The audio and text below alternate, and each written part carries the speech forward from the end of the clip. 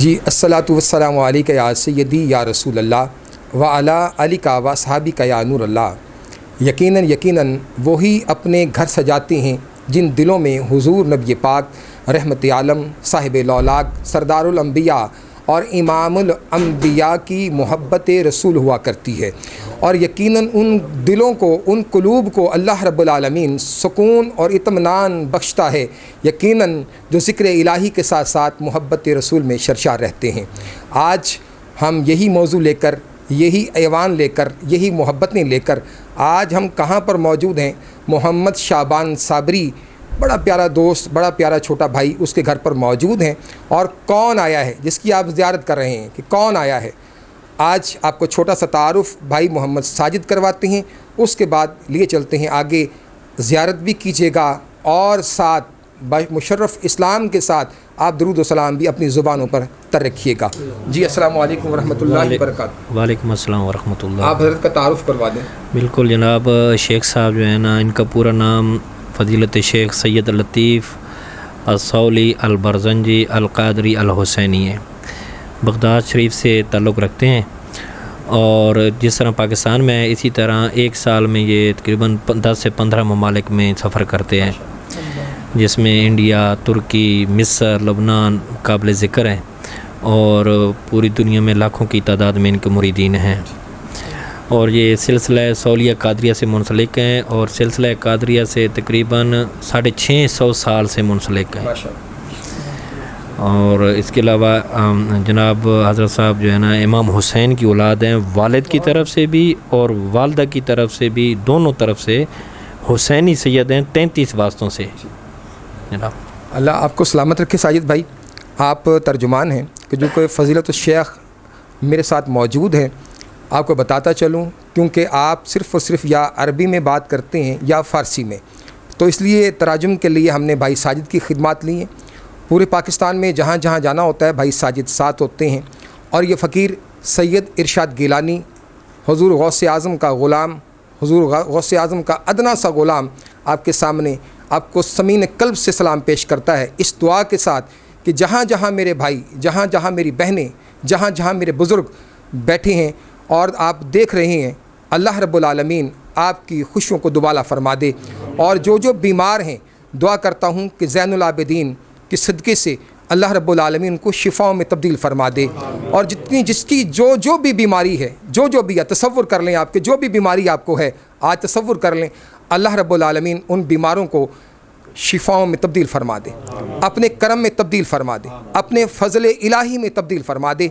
آئیے چلتے ہیں حضرت کی طرف اور پوچھتے ہیں پہلا سوال کہ آپ یہ بتائیں کہ محبت رسول میں آپ نے کیا پایا ہے؟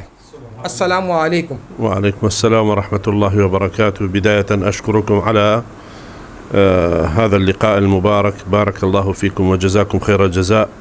الحمد لله والصلاة والسلام على رسول الله وعلى آله وصحبه ومن سار على نهجه إلى يوم الدين. أبارك لشعب باكستان وللعالم الإسلامي شهر مولد المبارك لحضرة النبي صلى الله عليه وسلم. نسأل الله أن يجعله عام خير وبركة على جميع المسلمين وعلى باكستان على وجه التحديد. محبة الرسول الأعظم صلى الله عليه وسلم فرض على كل مسلم. الله سبحانه وتعالى قال في كتابه العزيز: قل إن كنتم تحبون الله فاتبعوني يحببكم الله.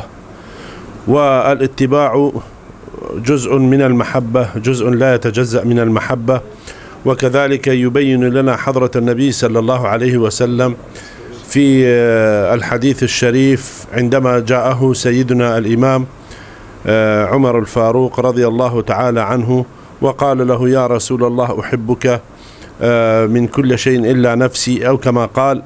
فرسول الله صلى الله عليه وسلم قال: لم تؤمن يا عمر، أو أشار إليه بنقصان إيمانه، إلى أن قال: أحبك أكثر من نفسي. قال: الآن يا عمر، أو كما قال الحديث الشريف.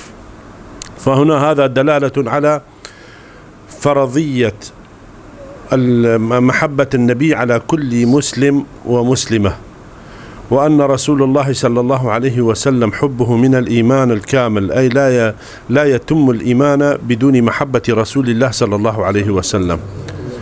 وهو بابنا إلى الله سبحانه وتعالى، وواسطتنا ووسيلتنا إلى الله سبحانه وتعالى هو الرسول الأعظم صلى الله عليه وسلم، إذ لا دخول على رب العزة إلا من باب النبي، ولا شفاعة إلا لرسول الله صلى الله عليه وسلم، ونقصد الشفاعة الكبرى، حيث كل الأنبياء والرسل يوم القيامة يقولون نفسي نفسي، إلا رسول الله صلى الله عليه وسلم يقول أمتي أمتي. فهذا كله يوجب محبته المطلقة في قلوبنا، وإيماننا المطلق بمحبته لإكمال هذا الإيمان المبارك. بے شک کہ حضور نبی پاک رحمت عالم صاحب لولاک جس وقت سب سے پہلے میرے آقا کریم صلی اللہ علیہ وآلہ وبارک وسلم مدینہ شریف سے آپ اٹھیں گے، اور اٹھ کر جب شفاعت کے سوال ہوں گے، اور شفاعت کے سوال بعد میں ہوں گے، پہلے اللہ رب العالمین کے پیارے محبوب اپنے پیارے رب العالمین کے سامنے بسجدہ بسجود ہوں گے. اور یاد رکھیے کہ سب سے پہلے جو باری آئے گی وہ اہل سعادات کی آئے گی، اور سعادات کو بلایا جائے گا کہ جہاں پر سعادات ہیں وہ آ جائیں. کیوں کہ حضور نبی پاک رحمت عالم صاحب لولاک، اسی لیے درود بھیجا جاتا ہے. اللہ رب اللہ فرمایا کہ اللہم صلی علی محمد وعلی آل محمد. اسی لیے ان سعادات پر بھی درود ہے جو پیدا ہو چکے ہیں، اور ان پر بھی درود پڑھنا لازم ہے کہ جو قیامت تک پیدا ہوں گے، اس لیے درود لازم ہے. یقیناً وہ جس نے درے شاہ پہ گدری بچھا دی، جسے مل گیا دو جہاں جیسا والی، ادھر ان کا دامن ادھر ان کی جالی، نہ یہ ہاتھ خالی نہ وہ ہاتھ خالی. یقیناً ہم فضیلت الشیخ سے دوسرا سوال کرتے ہیں کہ یہ بتائیے کہ تصوف کی اقسام کتنی ہیں؟ نعم، التصوف جاء ذكر التصوف في القرآن باسم التزكية وتزكية النفس، ورسول الله صلى الله عليه وسلم سمى التصوف بالإحسان ومقام الإحسان من حديث جبريل عليه السلام عندما جاء إلى النبي صلى الله عليه وسلم يسأله عن الإسلام والإيمان والإحسان. وكلمة التصوف عرف في القرن الثاني للهجرة عندما تم الاهتمام بعلوم الفقه وعلوم القرآن والتفسير وعلوم الحديث الشريف وعلوم الجرح والتعديل، فأيضا مقام الإحسان أخذ من هذا الجانب حصة فسميت بالتصوف. ومقام التصوف أو الإحسان منهج نبوي محمدي صلى الله عليه وسلم تتركز ودعائمه من الزهد والورع والتقوى والإخلاص والصدق في العمل والعبادة في الوصول إلى رب العزة سبحانه وتعالى من خلال سلوك وتربية وتهذيب النفس. فهناك من يتفنن في تقسيم التصوف إلى أقسام. التصوف مضمونه واحد، عبادة الله سبحانه وتعالى كأنك تراه، فإن لم تكن تراه فهو يراك. وللتصوف تبحر ساداتنا الأولياء والصلحاء في هذا المنهج كما في بقية العلوم، استطاعوا أن يأخذوا بأيدي الناس للوصول إلى الله ورسوله صلى الله عليه وسلم من خلال تربية نفسية وتهذيب النفس على منهج النبوة الصادقة وعلى منهج الصحابة الكرام وآل بيت العظام رضوان الله تعالى عليهم أجمعين. فاستطاعوا أن ينشئوا المدارس الصوفية في كل بقاع الأرض، وأولى هذه المدارس مدرسة سيدنا الإمام الشيخ عبد القادر الجيلاني، ثم سيدنا الإمام الرفاعي، وبعده كثير من الأولياء والصلحاء، إلى أن جاء سيدنا معين الدين چشتي إلى الهند، وقبلهم جاء سيدنا الإمام علي بن عثمان الهجويري إلى لاهور. وكل ذلك أنشأوا كل هؤلاء أنشأوا مدارس صوفية ربوا فيها المريدين والطلاب والسالكين على المنهج النبوي الكريم وعلى المنهج الذي أمر به الشرع الحنيف. وهذا المنهج مبني على الكتاب القرآن الكريم والسنة النبوية الشريفة، لأن سيدنا عبد القادر الجيلاني يقول طريقتنا مبنية على الكتاب والسنة، وأي تصوف وأي سلوك يخالف القرآن ويخالف السنة المحمدية فهي باطلة لا تمت للتصوف بأي صلة. نعم. یقیناً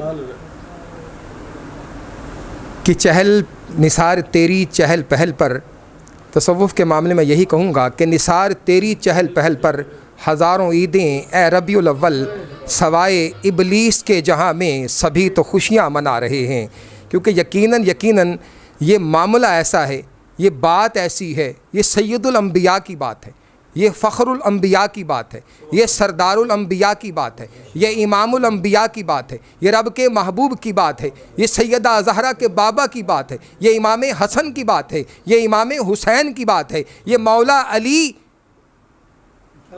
کے ویر، آپ فرماتے ہیں، حضور فرماتے ہیں علی میرا ویر ہے، یعنی کہ وراثت دیکھیے، اگر وراثت میں دیکھنا ہے، اگر دیکھنا ہے وراثت کو تو علی کو دیکھیے، لحموں کا لحمی ہے، وہ جسموں کا جسمی ہے، اور جو میرا جسم ہے وہ علی کا ہے، اور جو میرا خون ہے وہ علی کا ہے۔ حالانکہ آپ نے پوچھا، اصحاب نے پوچھا یا رسول اللہ صلی اللہ علیہ وسلم یہ فرمائیے کہ آپ کے اصحاب کتنے ہیں؟ قیامت تک جتنی مرضی ترقی سائنس کر جائے لیکن وہاں تک نہیں پہنچ سکتی۔ میری بات کو یاد رکھیے گا، نقطے کو میرے آقا نے نقطہ ایسا بیان کر دیا، فرمایا جاؤ میرے صحاب اتنے ہیں جتنے آسمان کے ستارے ہیں۔ میں پوچھتا ہوں، سائنس نے اتنی ترقی کر لی کہ جہاز بنایا، اسکائی لیب بنایا اور ٹرانسمیشن بنا کر خلا میں چھوڑ دیا، تحقیق ہو گئی کہ اوپر زمین ہے، لیکن آج تک نہ بتا سکے کہ حضور کے ستارے جو ہیں، جو صحاب ہیں وہ کتنے ہیں۔ اور جب ان اتنے ستارے ہوں اور ان ستاروں میں ایک چمکتا نور ستارہ جس کو حضور نے فرمایا کہ جو لحموں کا لحمی ہے اور جو جسموں کا جسم ہے وہ صرف علی ہے۔ وراثت وہ ہمیشہ ہے، وراثت اسی کو ملا کرتی ہے جس کے گھر کی وراثت ہو، جو مالک ہوا کرتے ہیں، وراثت بھی اسی کی ہوا کرتی ہے۔ یقیناً آپ دیکھیے کہ وراثت کس کو مل رہی ہے؟ علی المرتضیٰ کو، اور ہم اس کو کہتے ہیں ان کو نام کے ساتھ کرم اللہ وجل کریم۔ لوگ کہتے ہیں شاہ جی آپ کرم اللہ وہ کیوں کہتے ہیں؟ تمام اصحاب کے ساتھ تو رضی اللہ لگا، جن سے اللہ راضی ہو گیا۔ میں نے کہا ان کے نام کے ساتھ کرم اللہ ہے میرے مرشد کے ساتھ، اس لیے کہ جن پر اللہ کا خاص کرم ہوا اس کو کرم اللہ کہتے ہیں، جن سے اللہ راضی ہو گیا ان کو رضی اللہ تعالیٰ کہتے ہیں۔ آئیے تیسرے سوال کی طرف چلتے ہیں کہ اسی طریقے سے جیسے ساتھی بیٹھے ہوئے ہیں آپ دیکھ رہے ہیں کہ ایک کیفیت بن چکی ہے کہ حالت بتا رہی ہے یہ کیف و سرور کی محفل پہ خاص نظر ہے میرے حضور کی، کہ یہ بتائیے، حضور سے پوچھتے ہیں فضیلت الشیخ سے کہ ایک کیفیت ہوتی وجد کی، کہ وجد میں آپ جھومتے ہیں اور آپ کو اپنا الہام کا پتہ ہوتا ہے آپ کیا کر رہے ہیں، پھر جب انسان وجد سے نکلتا ہے اور وجدان میں جاتا ہے اس کو کوئی خبر نہیں رہتی کہ میرے ساتھ کیا ہو رہا ہے۔ تو حضور یہ بتائیے کہ وجد سے نکل کر وجدان میں جانا کیسا ہے؟ نعم، الوجد نتيجة وثمرة صفاء القلب وارتقاء الروح، ولا تحصل ارتقاء الروح وصفاء القلب إلا بأن يتخلى الشخص عن كل ملذات الدنيا، عن كل الرغبات والشهوات، ويتحلى بالتجليات الربانية سبحانه وتعالى، يفرغ ويخرج كل شيء سوى الله سبحانه وتعالى من قلبه، ويكون فيه الله الواحد أحد سبحانه وتعالى. فإذا ارتقى هذا الإنسان لهذه المرحلة ستكون ثمرة هذه المرحلة الوجد، حالة روحية، أن يعيش بين يدي الله سبحانه وتعالى في مقام المراقبة والمشاهدة، منقطعا عن الدنيا، منقطعا عن الناس، منقطعا عن الأغيار، يعيش لحظات أو يعيش ساعات حسب حال هذا الشخص وحسب ما يكون عليه من أذكار وأوراد خاصة إلى أن يصل إلى هذا المقام. فالإنسان بدون عبادة وبدون تقوى وبدون سعي ومحاولة لا يصل إلى درجات الوجد، لأن الوجد يحتاج إلى القلب الفارغ، لأن القلب إما مسكن للشيطان أو عرش للرحمن. فعندما تكون النفس مسيطرة على الإنسان لا يستطيع أن يصل إلى مرحلة الوجد. فالوجد كما قلنا ثمرة الصدق والإخلاص في العمل والعبادة والتقوى وشدة التعلق بالروحانية النبي صلى الله عليه وسلم وبنورانيته المباركة حتى يصل إلى هذا المرحلة. یقیناً میں شکریہ ادا کرتا ہوں فضیلت الشیخ کا، اور اپنے بھائی ساجد کا بھی شکریہ ادا کرتا ہوں، اور خصوصاً شکریہ ادا کرتا ہوں میں اپنے بھائی شعبان صابری کا، چھوٹے کا۔ یقیناً کہ یہ سلسلے ایسے ہیں جو نہ ختم ہونے والے، یہ باتیں ایسی ہیں۔ جب میں نے یہ سوال لکھے تو حضرت فرمانے لگے کہ کتنا ٹائم ہے؟ میں نے کہا قبلہ 15 منٹ 15 منٹ، تو آپ نے فرمایا ایک سوال کے لیے صدیاں چاہیے اس کے جواب کے لیے۔ تو یقیناً جن کے قلوب و ابہام پر اللہ نے کرم کیا ہوتا ہے، جن کے قلوب کو اللہ رب العالمین نے سنوارا ہوتا ہے، جن کے قلوب میں اللہ رب العالمین نے معطر خوشبو ڈالی ہوتی ہے، یقیناً ان قلوب پر اللہ کا کرم ہوتا ہے، ان قلوب پر اللہ کا فضل ہوتا ہے۔ اور یقیناً بے شک فضل جب اللہ کا قلوب پر ہوتا ہے تو پھر وہ کیسا ہوتا ہے آپ دیکھ رہے ہیں۔ زمزم نیوز ٹیلی ویژن ٹیم یہاں پر پہنچی کوریج کے لیے، اور آپ کا اپنا ہوسٹ، آپ کا اپنا دوست سید ارشاد گیلانی آپ سے لیتا ہے اجازت یہاں سے۔ اس اللہ پاک ڈیرے کو گھر نہیں کہوں گا کیونکہ گھر گھر ہوتا ہے اور ڈیرا ڈیرا ہوتا ہے۔ اللہ پاک اس ڈیرے کو اللہ پاک آباد اور شاد فرمائے، اور یوں ہی سنگتیں آتی رہیں، اور یوں ہی درود و سلام کی آوازیں آتی رہیں کہ صدائیں درودوں کی آتی رہیں گی، جنہیں سن کے دل شاد ہوتا رہے گا۔ خدا اہل سنت کو آباد رکھے، میرے آقا کا میلاد ہوتا رہے گا۔ دیجیے اجازت سید عمیر گیلانی اور مخدوم صاحبزادہ سید زین العابدین گیلانی اور سید ارشاد گیلانی کو دیجیے اجازت، اور دیکھتے رہیے زمزم نیوز HD، اور کیجیے دعائیں اس دعا کے ساتھ کہ حضرت کے ساتھ جلد پھر ملاقات ہو، اور پھر ہم محبتیں بانٹیں، اور یقیناً محبتیں بانٹا بھی انہی سے جاتی ہیں، انہی سے بانٹی جاتی ہیں جن کے پاس محبتیں ہوا کرتی ہیں۔ السلام علیکم ورحمۃ اللہ